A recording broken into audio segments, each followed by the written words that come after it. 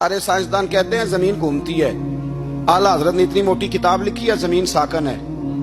فرماتے تھے ہم جیسے مرضی سائنسدان کہیں کہ آپ نے دلائل دیے ہیں. آپ فرماتے ہیں جب نبی کریم علیہ السلام کی حدیث مسلم شریف میں موجود ہے کہ جب اللہ نے زمین کو پیدا کیا زمین کانپنے لگی تو اللہ نے پہاڑوں کو میخیں بنا کے قلعے بنا کے اندر لگا دیا تو زمین ٹھہر گئی. فرمانے لگے جب مصطفیٰ کریم نے کہہ دیا ٹھہر گئی ہے تو سارے سائنسدان بھی کہیں تو ہم ماننے کو تیار نہیں کہ گھومتی ہے.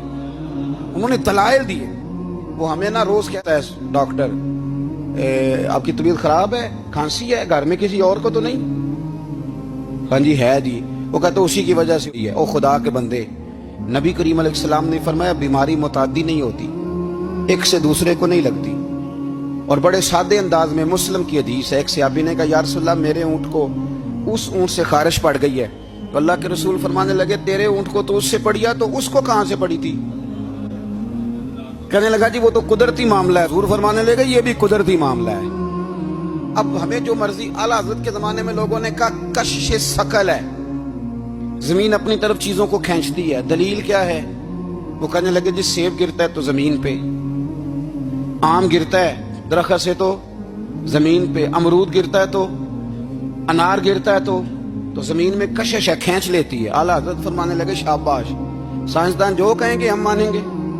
فرمانے لگے زمین نے آدھا کلو کا سیب کھینچ لیا ہے, 1.5 پاؤ کا انار کھینچ لیا ہے, پر ہم نے غبارے میں 1.5 چھٹانگ ہوا بھر دیا, وہ تو زمین سے کھینچا نہیں گیا. یہ کس قسم کی کشش ثقل ہے؟ یہ ابھی 2 سال پہلے ڈاکٹر عبد القدیر خان کا مضمون چھپا تھا روزنامہ جنگ میں.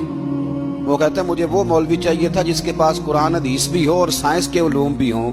کہتا میں نے زمانے کے دروازے کھٹکھٹائے, پھر میں پہنچا بریلی کے امام کے پاس, اور کہتا ہے وہاں جا کے نہ میں ٹھہر گیا ہوں, اس لیے کہ مجھے قرآن و سنت کا نور بھی ملا ہے اور مجھے سائنس کے رموز بھی ملے ہیں. یہ واحد شخص ہے جو دین کو سائنس کا پابند نہیں کرتا بلکہ سائنس کو مدینے والے کا غلام بناتا ہے, مدینے والے کا غلام بناتا ہے. تو اعلیٰ حضرت فرمانے لگے عجیب فلسفہ ہے نا جی, آم کھینچ لیا اس نے, سیب کھینچ لیا, امرود کھینچ لیا, پر اس سے 1.5 چھٹانگ والا غبارہ.